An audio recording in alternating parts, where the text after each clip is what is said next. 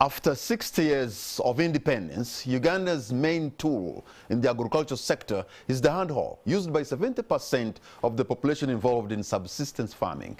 Even after more than 30 years of peace and stability, Uganda is still bedeviled by poverty and underdevelopment. The situation is not any different on the continent because Africa, with over 1 billion people, accounts for only 3% of the global trade. Can Uganda and Africa in general marshal all what it takes to compete on a global scale? What are the dynamics at play in holding Africa back from enjoying its true contextual holistic development? My guest tonight is a young African intellectual, public policy analyst, researcher, and writer, Asha Bidabwa-Kivejinja.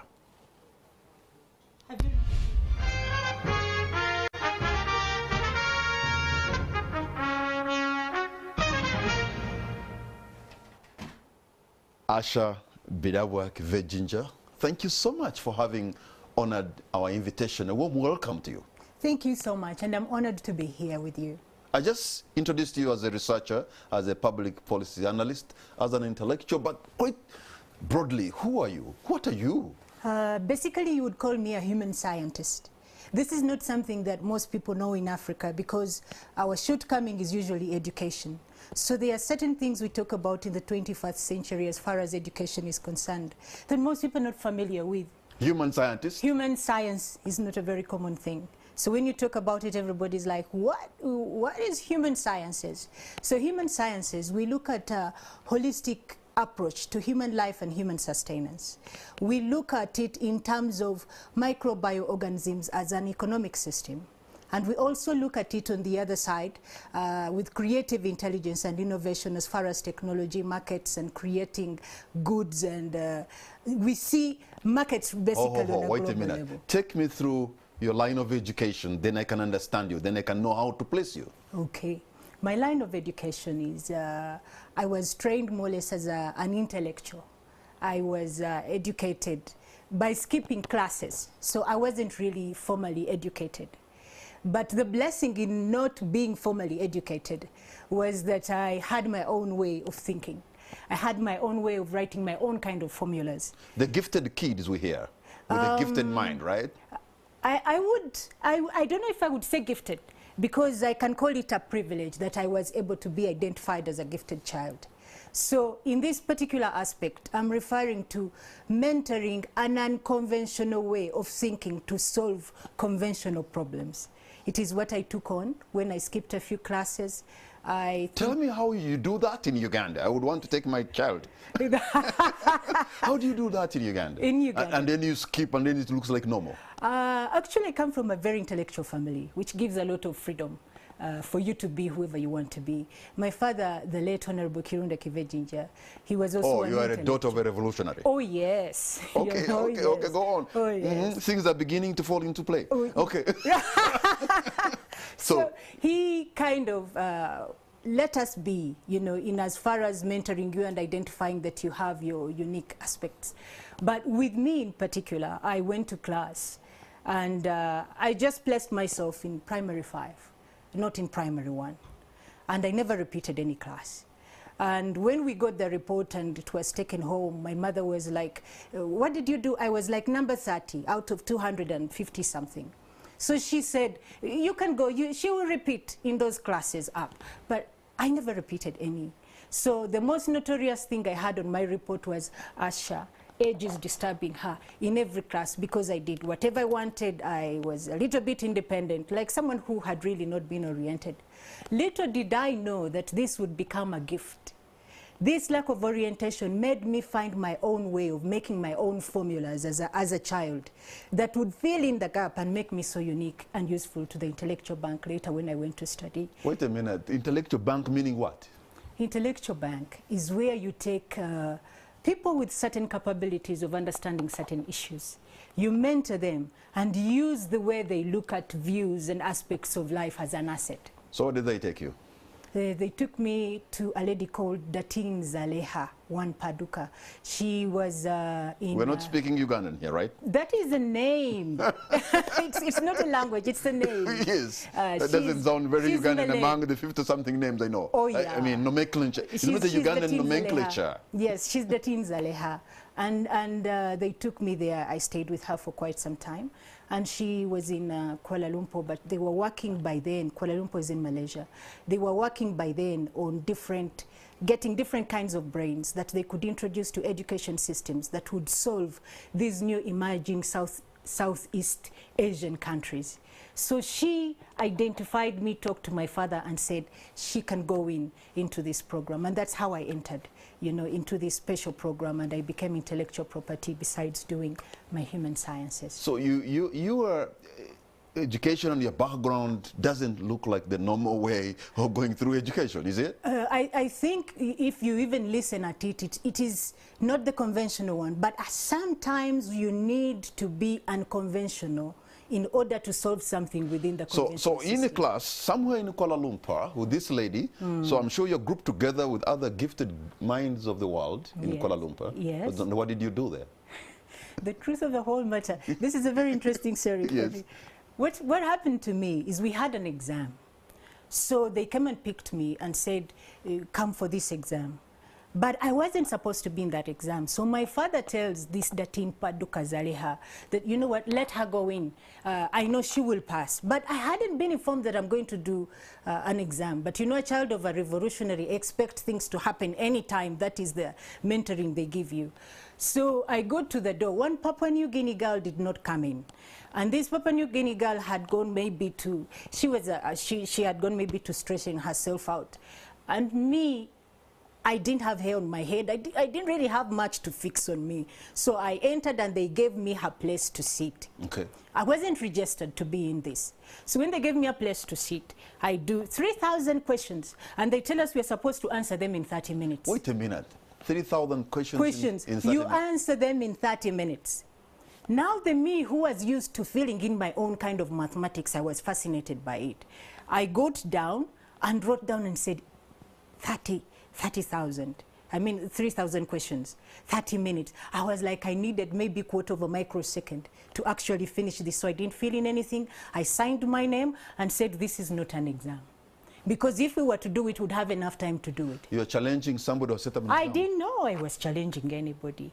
So what really happened is, now there was an Israeli guy, there was another Russian guy. I raised my hand and said, I've finished. They asked me, did you read the instructions? I said, I read them. And then they said, what is on these instructions? And I said, answer all the questions. Why didn't you answer them? Because they don't make sense. Yes. And then said, how come they don't make sense? You're such a rebellious daughter of Uganda, aren't you? I'm glad. How do you become so unruly in an exam that could have changed your life somewhere in Kuala Lumpur? I was taught that your mind is the only asset that you have. That was my upbringing. So you tell somebody who has set an exam, you raise your hand and say, this is a wrong exam. This is a wrong exam. And if then, you write... what do they say? They looked at me and said, give us a logical reason as to why this is a wrong exam. And I said, because it is. So I started answering loudly.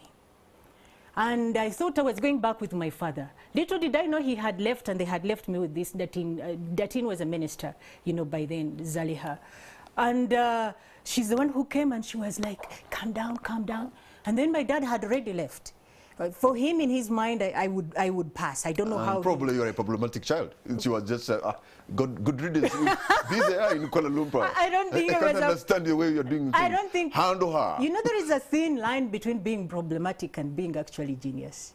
I would like to think that I was in between. Actually, it is madness and genius. They're related a bit. So here is Uganda's rebellious daughter in Kuala Lumpur, in the intellectual bank, standing on the borderline to madness, but she's also to have to be... But she can give logical reasons to her madness. So she gave a logical reason as to why she wasn't doing this. And that was the point to give note to. So the Papua New Guinea girl I told you comes in when in 15 minutes I've finished and I've raised my hand. That's when they recognize we are two Africans. They couldn't distinguish between the two of us. Okay. So they carry me off and they take me up because I was explaining so many things I would have alerted everybody.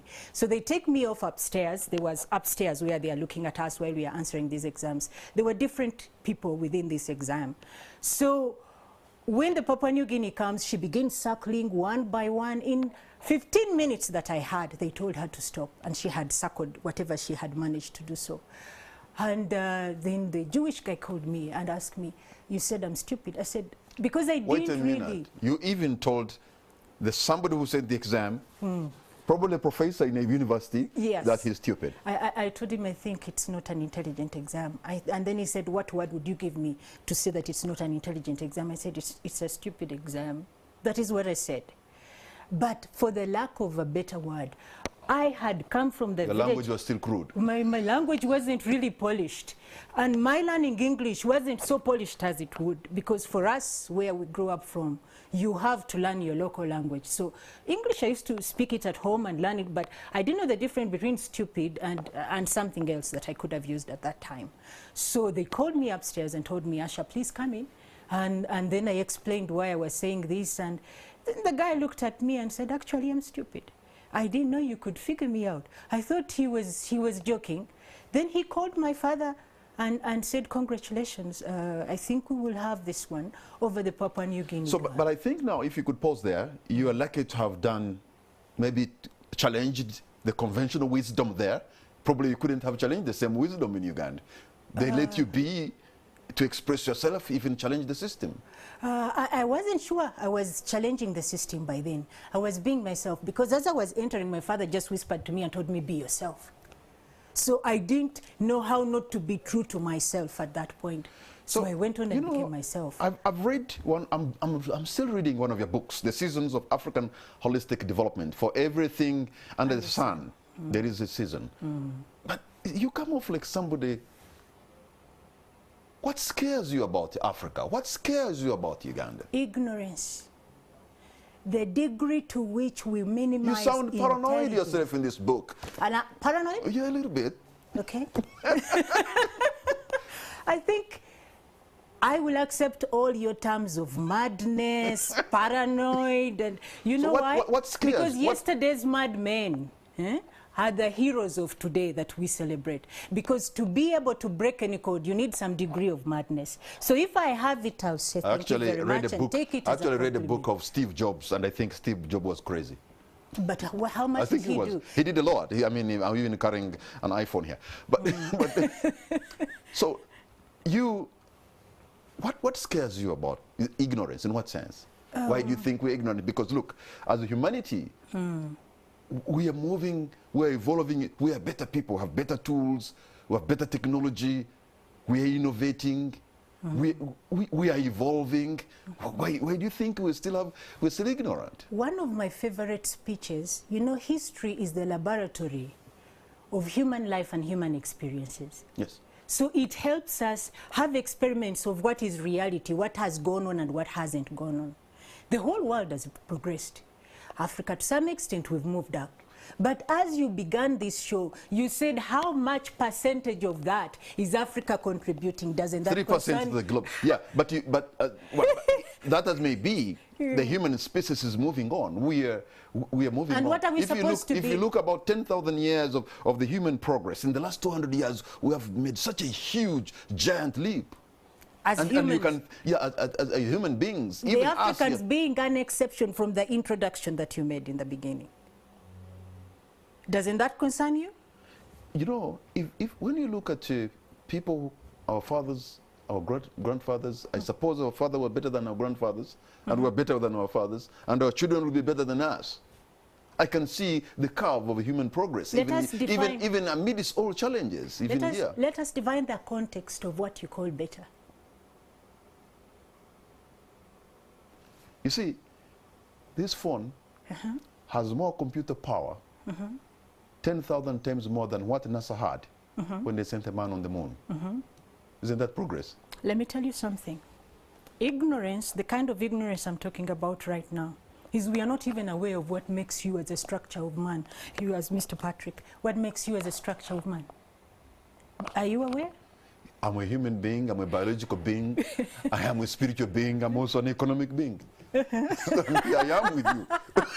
Okay. With all my potential. Let us break down. Of my biological, spiritual, and economic. Okay, let us break down, and then I'll define what made a human being of before and a human being of now. Having said that, I'm not saying we are going to have to move backwards, but we are going to see the context in which what we think moving forward has led us to move backwards instead. Let me break down the structure of man for you. The structure of man is that slow down light is your condensed body. A piece of wood, furniture, or living kind of what you can call anything solid is slowed down light. Okay? So if it is slowed down light, it means, even as I'm talking to you, Mr. Patrick, we are vibrating. And if they were to put a cap on my head, an electric cap, I would have a frequency, if I'm happy, that would go on from me to you. We cannot see it physically in our 3D dimension, but we can see it by gamma light, which is on a computer. I'm coming, Mr. Patrick. So basing on this kind of thing, they realized the African of then had drawn, have you seen our bitengis? You see the tie and dye? Those are actually light codes. What?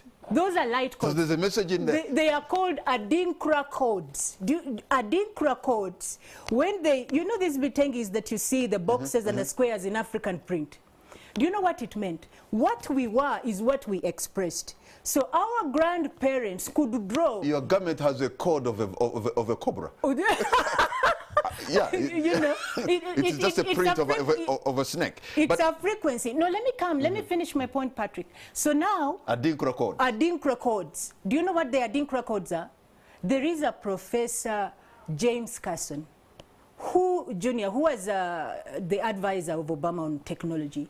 Being African, he saw these African prints and patterns. Studying physics, he decided and said, you know what? Let me see what this is. And you know what he discovered? That this is the energy wave that we are using to connect me and you, which is your phone. You talked about your phone, and these are the current times. But the code we are using was there before by our grandparents who were there in the times when there was no news to read and write. So now tell me about development. Because we have lost this, let me say something. Because we've lost this, how do we lose it? Plants are 50% DNA to your DNA. That I know. That I know. You know, okay? And because you are 50%, if you're going to cut out all your trees, you're not coordinating and communicating and activating your DNA, basing on the environment in which you are. How were the African people of the past harnessing the Dinkra codes? Let me tell you, Mr. Patrick, as a result of that, you are not able to connect and activate your DNA. So do you know why?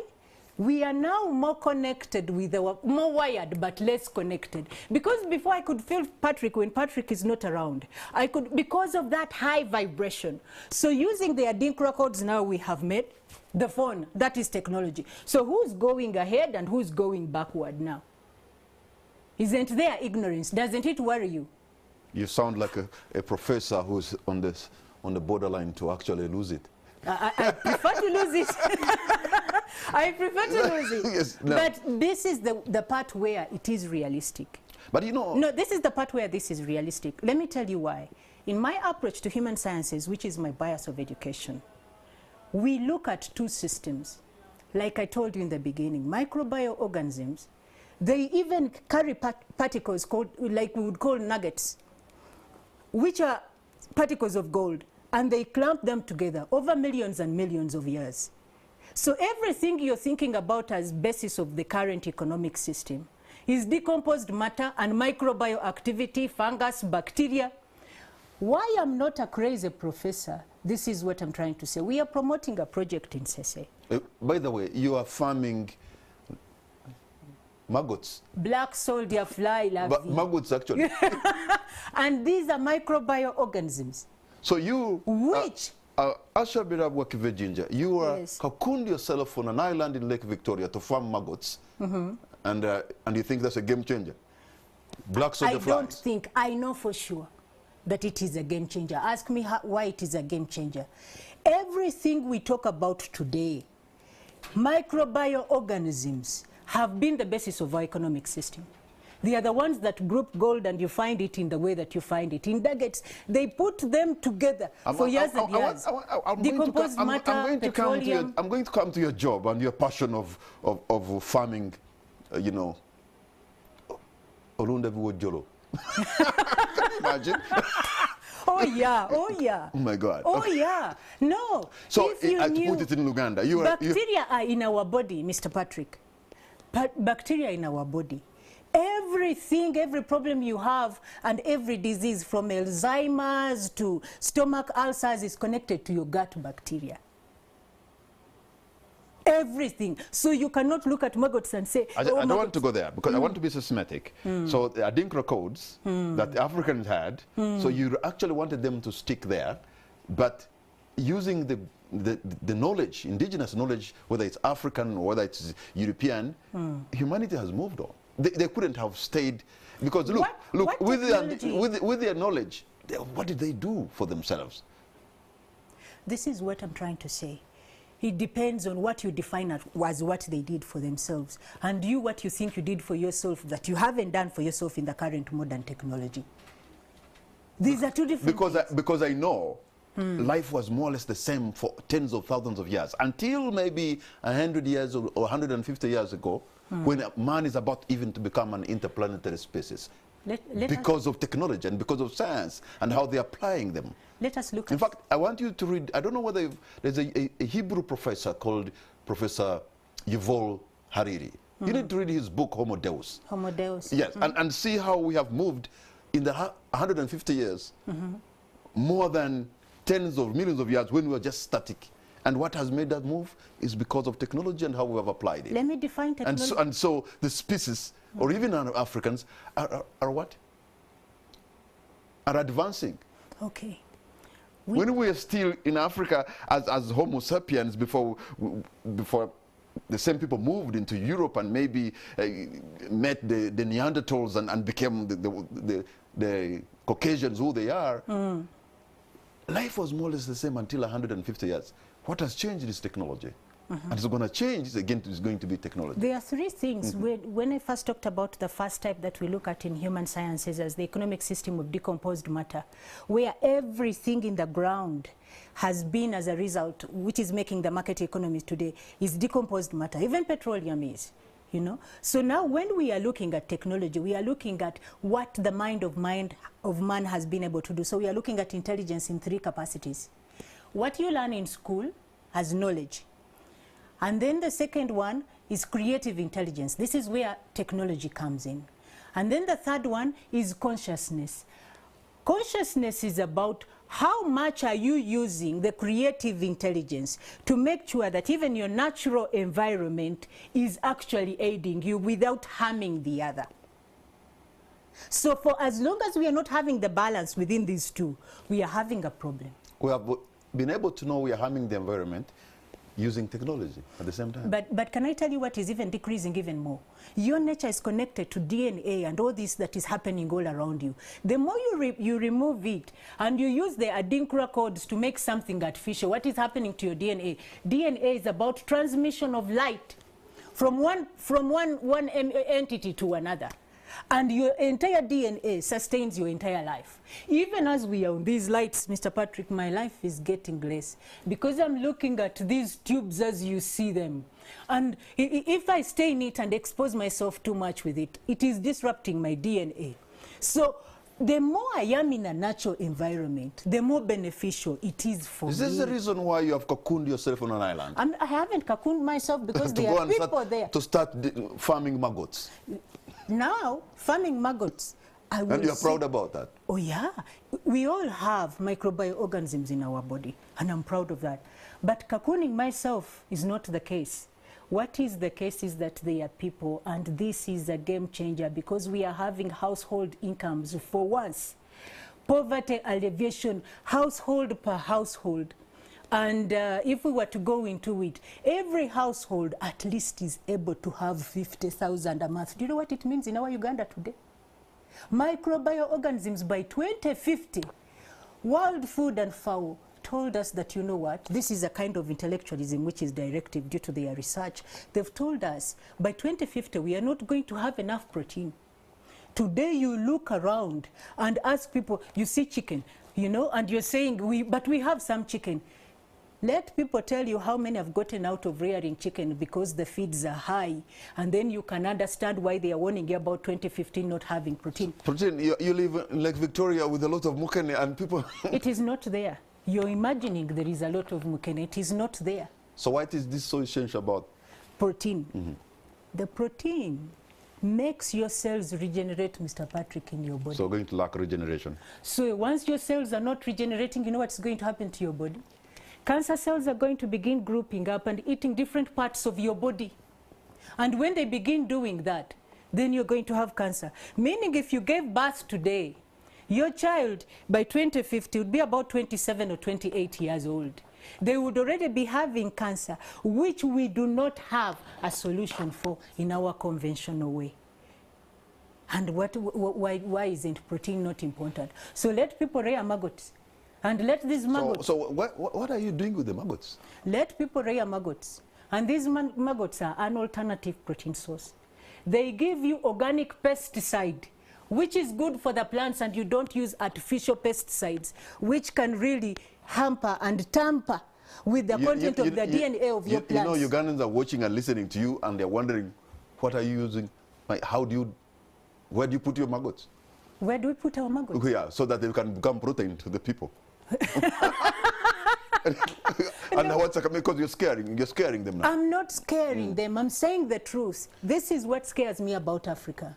We look at things on the surface and we don't apply our mind. You feed the things to animals. To fish. Okay. And you see, Mukene has decreased in the lake. The population of the people who have come using silverfish, you know, has really gone. Uganda, I think by the time this government came in power, we were about 12 million. Today we are 48. Do you know what it means to have a population you haven't planned for in as far as food increase is concerned? So there is more land encroachment, but not enough space for certain kinds of food. So do you know what that means? Mm-hmm. That even we've encroached on waters, and we've depleted the waters of even the species which are supposed to give us, in this case fish, which are supposed to give us the right protein.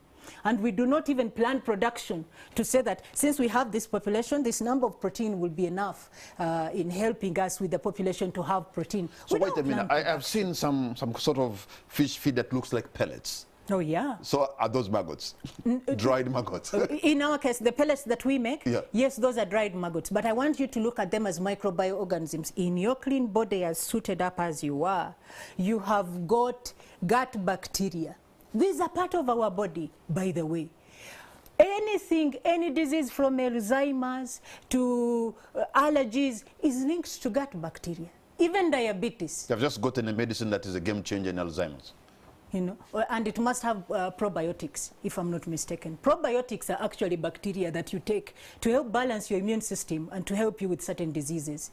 So this is not a time for you to say maggots and maggots. Maggots are you, whether you like it or not. So let us find a way of harnessing them, because it is our life support system. And let us find a way we can use them and harness them, and we balance out the effects of technology. So the people in Kalangala, where you live, are they embracing this model of farming maggots and then to feed them to I suppose the chicken, pigs, and maybe and even fish? What we have actually is we have got about 100 groups of fisher folk who we are planning to phase out step by step into farming, cage fish farming. But what had initially stopped them was a lack of protein. There is no mukene. So this comes as a substitute. Also the fact that it has a pesticide will have more fresher and pathogen-free. Pathogen, these are microbioorganisms that are not really so friendly, that are within the foods if they are not cooked very well. So as we give this, we will actually help this problem. We'll have the best fish, best protein, and then we can help to see that we get quality. It's not an issue of just protein, but quality protein that we are taking into our bodies. Of course, there is a challenge with China. They make a flavor. This flavor smells to the fish like it is mukene, which is silverfish, but it's just a smell. It is nothing. So now it is an issue of, are we going to eat nothing and feed ourselves nothing, or are we going to get the real thing and feed ourselves something? And who will stand in that gap and make that integrity to our foods and say our lives matter to this extent? Asha Vida, we'll hold on to your point because we're going to take a break, and when we come back, I want to know, Asha, where is Uganda now, and how can we move forward? What kind of obstacles are we finding, and how can we turn our obstacles into stepping stones? We'll be right back.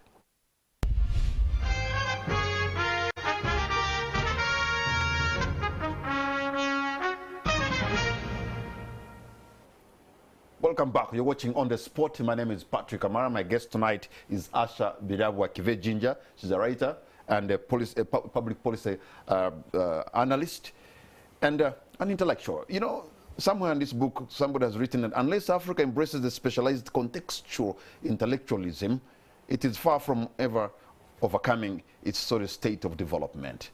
How do we overcome our sort of state of development? I think first of all, let us look at the conditions that we haven't looked at before. And some of these I try to explain to them, explain about them in my book, Seasons of African Holistic Development. And I divide the seasons into three. First, in African way, there is what we call the hope and dream of redemption. Then there is living the dream, the choice of alternative paths as season 2. And then there is great expectations, which is season 3. In season 1, in my kind of research, you see a state where people are overwhelmed by the pressing human condition, which is poverty. Which is like now.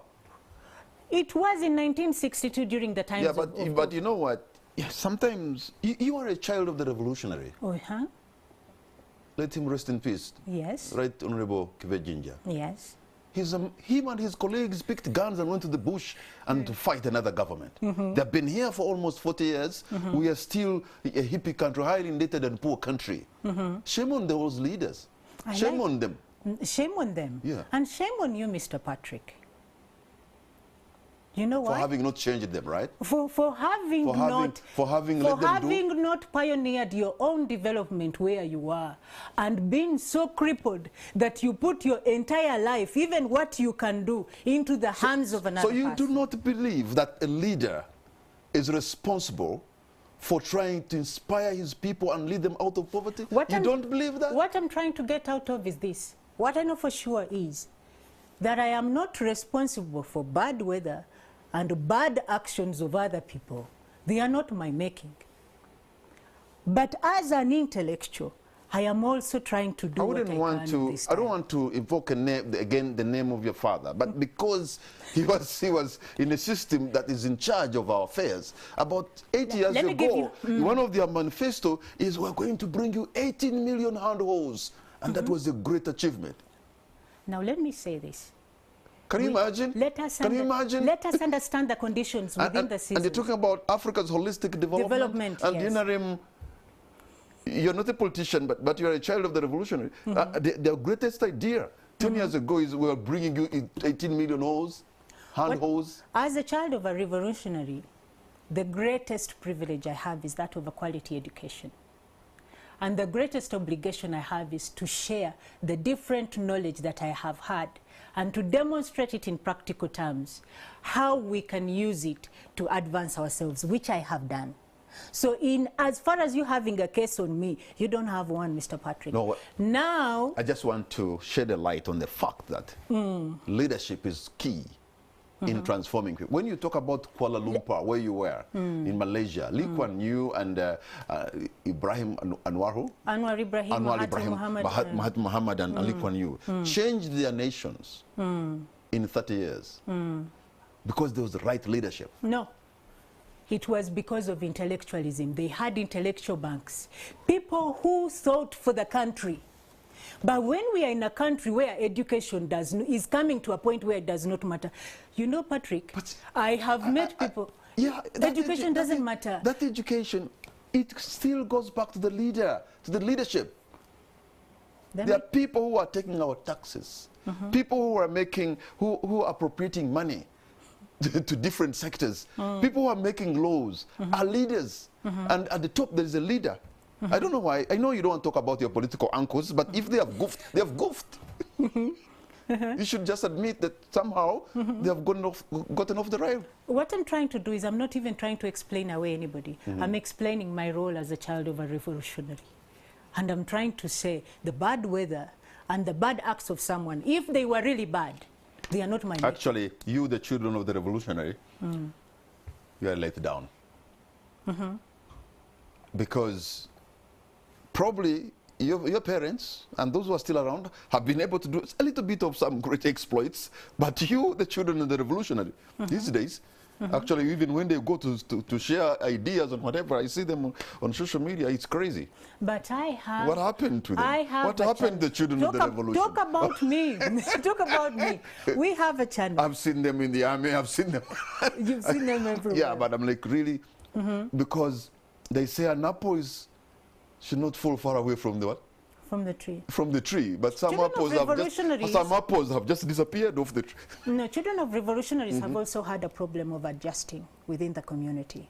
Like I can tell you, I had an experience when I was in London, and I went to London just as I'm talking to you here, and I went to the University of East London.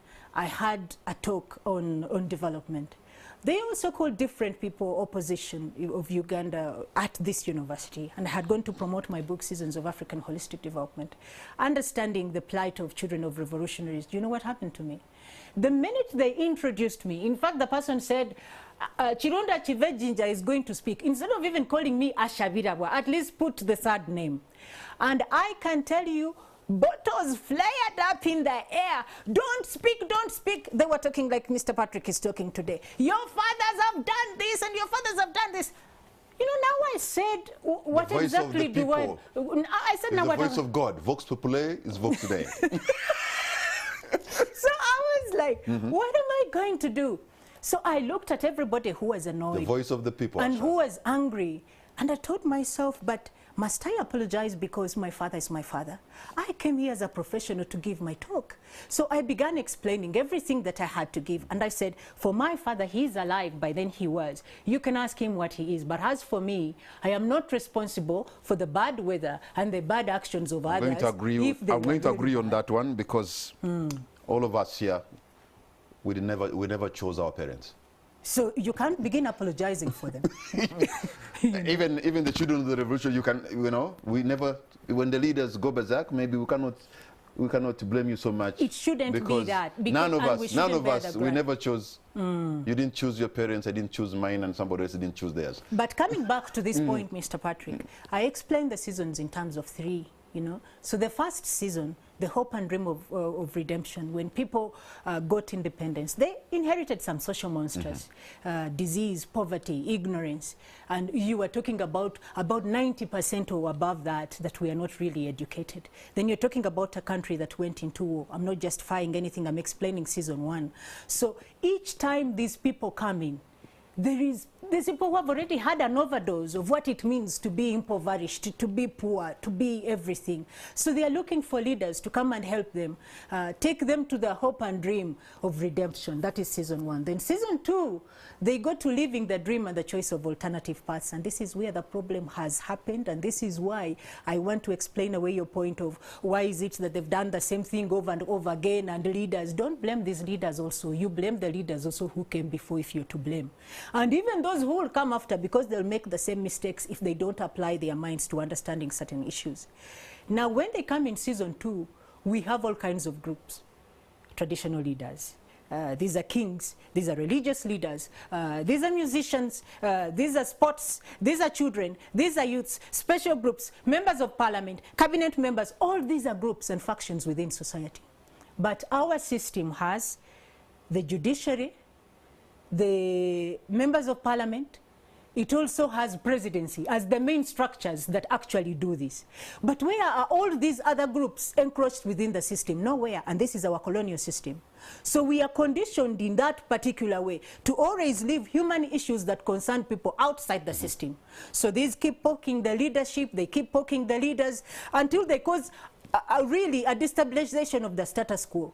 Then you find every president is concentrating on consolidating themselves because there is something poking from each and every side. So their aim is, first of all, let us keep it stable. Regime survival. Regime survival becomes the predominancy of actually, it takes over the holistic development angles. The human issues are left behind. So now, in season two, we don't go to great expectations where they handle the intangible and tangible elements of national power. Why don't you tell your political uncles this regime survival thing is killing Uganda? First and foremost, first and foremost, you don't know that now you're actually giving them heavy blows. I'm just saying the truth. And I'm also a creation of this government, by the way, because I've been educated by my so-called political uncles, as you called them, and my revolutionary fathers. So I don't think they have a problem with it, you know, and understanding it. If even you, Patrick, can understand it, then the whole of Uganda can understand it. We are on this forum to try and educate and create awareness and consciousness. So what happens is that when these destabilizing factors remain behind, this is where you'll get a musician, because they are not part of the central system. They become a leader, and now they will be the one to bring the issues that they feel were outside concerning the people. So you always have something poking at the system, and this destabilization gives us a blow that the ever-emerging emergencies... What you call poking, which is maybe criticism or whatever it is, I think that is necessary, and at the end of the day, it breeds quality. Which one? Because if somebody is criticizing you here, somebody is telling you, hey, you're going off rail. If they cause so much pressure, if you're a leader, that should just make you be... If they cause so much pressure that politics takes precedence over holistic development, then we are doing ourselves a disfavor. And the conditioning we got handed that the system we have is sufficient is a lie. So if we have people in position of leadership, we have given them the mandate to lead, and we see them diverting, not doing what we expect them to do, shouldn't we poke them? This is a conditioning. Shouldn't we poke them? What should happen is, what is missing? Why are they being poked? Because something is on the outside. And what can we do to make that? Let us form a system. I'm just suggesting, if it was me, let us form a system which is circular, that includes all these people within the system where they can discuss it. Because now it means that if you want something discussed, you have to talk about a regime change. Is it necessary? The people you're telling me who changed their countries, they were people who were in power for 35 years. You can't imagine. Yeah. The same. 35 years. And they even came back when they were 70, over 80, like Mahathir just came back. You know, so the issue was not how long a person stayed in power, but what agendas of development did they have. So this is the real key, you know, that we need to have. But we need to realize this works, this doesn't work. So ours lack a proper agenda of development, even though they have been here long. What lacks is intellectualism, being involved within the system, intellectual banks, people that think for this country. Yeah, but if you are having a government, a cabinet of fishermen and fisherwomen, so are you not asking for too much? I think I'm going to do that's how they characterize them. The president said that he has picked a cabinet of fishermen and fisherwomen. I think that but you should ask him. Yeah, well, and for you, you said you want intellectual people, intellectuals. I'm saying we could use intellectuals. We could look at intellectualism in a way we haven't looked at before, and it could serve us in as far as holistic development is concerned. And the monsters which you were reading that have been putting us behind for so long. And when we talk of intellectualism, what exactly am I meaning? Oh, yeah. I'm meaning we find modes and ways where we do research that is directive, that is creatively innovative, that helps us set up microeconomies at the community level, where you have 1 shilling, 2 shilling accumulating until we form aggregates that meet in the middle. So as the system that comes from above comes somewhere, the system that comes from the bottom from a microeconomy comes up to some point, and then we converge. We do not have a microeconomy system management. That is key. And we are not going to say that leaders are leaders, but they don't have to be intellectual. And what is the stumbling block that is stopping us from having that kind of system? Using the right creative intellectualism. We need intellectual banks. We need people who think for the country. Patrick, you're a journalist. You're not an intellectual. So this is why what I'm talking about is sounding funny to you. You're even calling me a mad person. You know? So you need to do your job, and everybody needs to position themselves in the area where they should be. And we look at human life, human sustenance, even on this planet, in ways that are holistic. But when you look at, you're a policy analyst, when you look at Ugandan policies, really, if they were executed well, would be somewhere. In fact, when you're talking about development at the lowest level, it more or less looks like what has been proposed as a parish development model. Let me tell you something. That every village and every parish should be able to produce something at a micro level, and then they can feed into a national level. Maybe have some cottage industries everywhere, because countries you're talking about have actually developed because they have cottage industries. Cottage industries, yes. Small-scale industries in places. On that, I agree with you. But what I was trying to tell you also, Patrick, that we really, really need to realize is we cannot despise intellectualism anymore, because in this 21st century, we are paying a high price for not putting it where it belongs. You can be a leader. You have looked at our policies, I'm sure, as an analyst. But I know some people in the region, when a Ugandan public servant goes to make a presentation in Nairobi, Kigali, or Dar es Salaam, people are waiting to pick that document, because they know when Ugandans write something, it's always, you know, robust. Our problem is that we are not able to implement the very policies that we have. this is where intellectual banks come in. They should design new systems which have feasibility studies, pilot studies, and they should be able to give you the roadmap, do this, do this. But let me tell you another thing which is lacking, which I was talking about in season 3, which is the intangible elements of national power. Intangible Elements of national power. One of them is intellectualism, the quality of mind you use in promoting your agenda. It's not about the quality of knowledge you've learned in your books and how many degrees and PhDs you have. It is the quality you use in executing holistic development. And then it also means how much of that do you have. The quality of research is another intangible element of national power.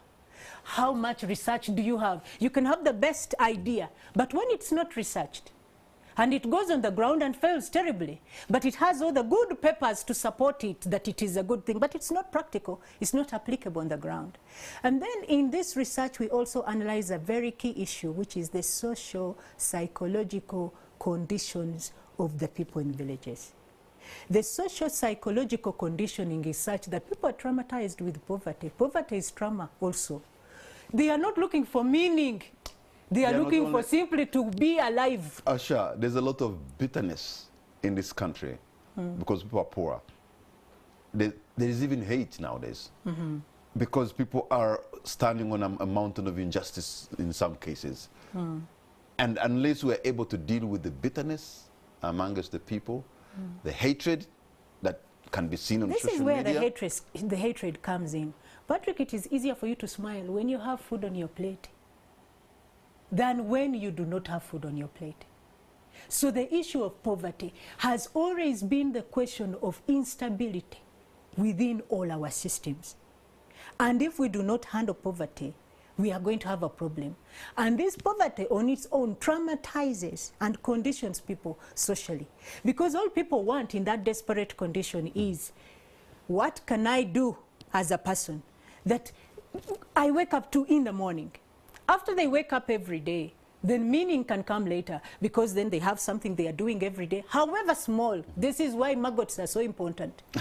So however small, then they do that. Tomorrow they think of expanding that. Then the third time they think of, I can take my children to school. The next time they think of, what can I do to keep my job? What can I do to expand? Now you're having values that are raising and people you can talk to. Right now you have people you can't talk to because of the trauma of poverty. And I'm not saying it is not there. I'm here just to discuss with you part of the solution to this problem and my contribution in that area. But you seem not to actually link that poverty and that trauma to leadership, or lack of proper leadership. I want to look at a world where there is no linkage there? This is what I'm trying to say. We have a conditioning in our systems. We are going to blame this government. We are going to blame the government before, as I explained season 2. We shall blame even the government that will come if it does not look at the issues on the outside. You have taken your part by being a journalist, bringing me here, and we are talking about this. It may be the first time we are talking about this in this particular dimension. That's a good step. You've done your job, I've done mine. Then the person listening will know. We've begun something we call an economic village movement in Sese Islands. Economic village movement. Economic village movement, where people grow maggots household per household. And I told you a month, every household can have 50. And our group, plus all the Synergy corporate members, Kalangala, Oil Palm, COPGT, Growers Trust is also part of us. We have 30,000 targeted people. So we are doing a change, and we hope that other people can also come. But there's somebody at the apex, or whoever is running the economy, who thought the growing of palm oil is a good thing for Kalangala, but it turned out it may not be good. Not everybody was put in there. Now, this is the dynamics of growing palm oil in Kalangala. The people who are poor, Kalangala is about 70,000 population. The people who are there in the oil palm are about 2,063. Now, majority of those are rich people who live in Kampala. They have farm managers who are there. So the majority of people are still poor. And those that have this money, it is brought within Kampala. It's not even brought within Kalangala. So you have to find what these other people who are not part of that 2,600 and whatever can do. Plus the prices are decreasing every day. Last year, the price of one fruit bunch, 1 kilogram, was 2,000. Today it is 800 shillings. And the maggots which you're talking about are 2,000 a kilo. Okay? So everybody who was doing palm oil growing is now looking to subsidizing, to substituting their activity with the maggots. With the black fly. With the black soldier fly. Black soldier fly. Larvae. So we are doing our best. And we hope. It's a black Nsowera. Yeah, that's what you are farming. Yes, that's what we are farming. And we are energizing the fishing sector, the livestock sector, and also really just those two mainly. So tell me, how easy was it for you to get people to start farming black soldier flies? I mean, it must have been a Herculean task for you to, first of all, even touching them alone, people would feel like, how do you start? I think I've seen on some on the website people are touching them, but I'm like, before they get used. We have a website, Children of Revolutionaries 256 on YouTube. I've so seen you that. you can check us out. So, but what we check here, when we began this, we came up with a proposal, and my language will surprise you. I told them, I am not government. I am an individual who believes individual people can play a role in their own development. Instead of closing our hands to our chest and saying, we are waiting for government to yambe. If all of you will say with me that tusobola ate twesobola, meaning we can, and we can stand into the foresight of our own change within our community, then I have a proposal for you. You grow this in this amount of time, and then you do that in this amount of time. And I called the RDC, and we worked together with a group of community leaders from LC1 up to, and she called all of them and said, this is the project I have, and can we do something about it? And they said, we can. They all came and they did whatever they did, and then they took more, and now here we are. We have about 400 people. And that is only being, working within Kalangala. That is within Kalangala, and it had better be working within Kalangala more than anywhere else, because the soil that comes from there, Kalangala has loamy sandy soils. So we need to cover the top sandy soils with this that comes out of the biomatter, from the from the bioactivity of black soldier fly larvae. And it really helps them to keep the soil a little bit fertile. It gives them a top layer of soil. There we don't talk about fertilizer, we talk about creating a top layer of soil that can actually help them cultivate and farm their food, because most of their food comes from outside the mainland. So this top layer talking about, more or less, these are droppings of the larva? These are droppings of the larvae. But the larva, you dry it and feed it the fish and we chicken. Give it to the fish and chicken as an alternative to the silverfish, which is no longer available as much as it used to be in the lake. So as a country like Uganda that has almost half of East Africa's arable land that is still okay, can't we at least in the meantime even use that to produce on a massive scale? This is where now we need well-wishers, we need government to be aware of us in a positive light, to really help us, because we at least have this code that we have cracked household per household. But the problem is there is more need for this kind of project, and we are individuals who are doing some initiative on the ground. Patrick, we cannot go and be able to touch all the 70,000 people on Kalangala, because all they need for household as an investment is 25,000 shillings. But we can only afford 400 people. But the rest want to be involved, but we cannot afford to. So if there is this that they can do, then let them work together with us and we try to create something. And maybe we can demonstrate to others that they can also make their own economic village. So in doing all this, Asha, who is your quartermaster? Who's my? Who is your quartermaster? Who is giving you all these things? This is what you are taking. This is... Who is behind you? Who's what? Who is behind you? That's a big project. The memory of my father and his idea, the late Honorable Chirunda Chivejinja, and also the passion I have to make a change and a difference in where I am, and the passion of people who feel that as individuals, if the leaders are not doing their part, let us at least show them that this is the way we can do it. Really, leadership doesn't mean they have to begin first. A good leader can also follow the people. One thing I remember for sure is that I was in Kalangala Island about maybe 8 years ago or more. And at one point, it was hard even to find fish in Kalangala. And I'm wondering, I am within the lake and there is no fish. Yeah, you can actually see beef and whatever, and you may not be able to see fish. Right now, we've begun cage fish farmers groups, you know, on each and every landing site. You know, one landing site in Kalangala has over 200 families. You're talking huge population. These people can give birth, they multiply like nothing. One family has a minimum of 7 children. So you're talking... I've only been to Bugala. Pardon? Bugala is the main. I've only been that to is the main. where Kalangala is. Yes. So in this particular aspect, as we go on, we hope that as we energize the fishing sector, and we also look at livestock, we would have made a difference. But Kalangala is an archipelago of almost 80 islands. What 84. happens? Over 84 islands. What happens on the others? What happens on the others? Yeah. Some are habitable, some are not. Okay. You know, I may be about slightly above half of that, you know, habitable, the rest are not. Okay. Ashabira, we're going to take a break. When we come back, I'm going to open, not the lines, but you have our WhatsApp number there. You send your comments or questions you could be having for Asha, and then she'll be able to respond to you. And in case you don't agree with Asha, which is okay, please disagree with respect. We'll be right back.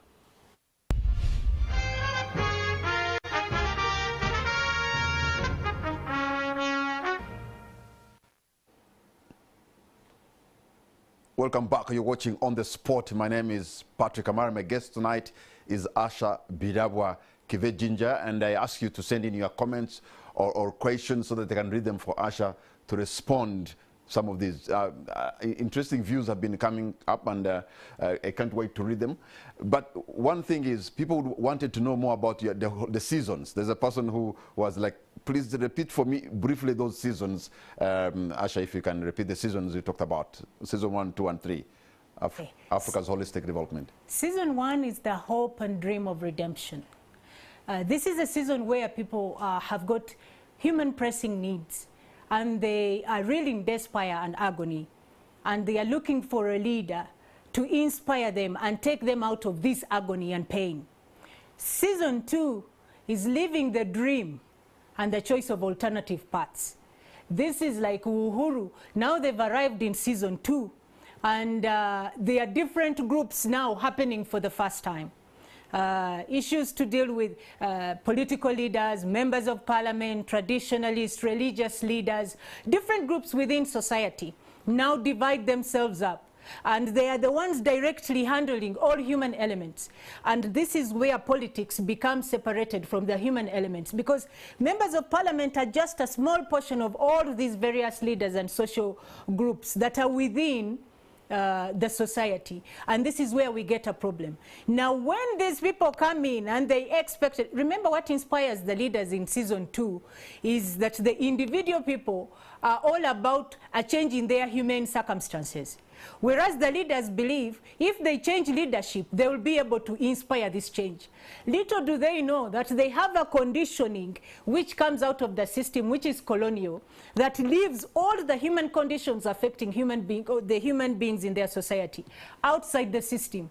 So there will always be one leader coming and poking leadership. It can be a musician, it can be a religious leader coming up and promising that they will look at the human conditions more. And that one will overthrow the status quo, and then they will go ahead and back. In fact, we never go to season 3 of Great Expectations, where we use intellectualism to direct holistic development. So we always stop at season 2 and go back to season 1. All right, Asha, let me now read the questions and comments. Somebody says, hey, she is really a quote-unquote crazy guest. Please, Mr. Kamara, show me her book title and where I can get one. And this one says, dear Kamara, I request that you give that lady more appearance on the spot, on the show. Her discussion can give better direction to this country. And somebody say, NTV, hashtag on NTV on the spot, thank you for bringing Asha, the maggots lady, so famous in Kalangala. And thank you for the presentation, but Asha must know that all offices are closed by wrong people with the personal ideas. This leave the holistic development lie behind. And somebody says, I'm Aaron from Kagadi. Thank you for the show, and thank you for bringing our daughter back from the foreign country to this talk show. This one just put a name. Hey, she's really crazy guest. Please show me her book. And somebody says, I request that you give that lady more appearance on the spot show because tulimu kilasi. Good evening. I love the show and I love the intelligence of our guest.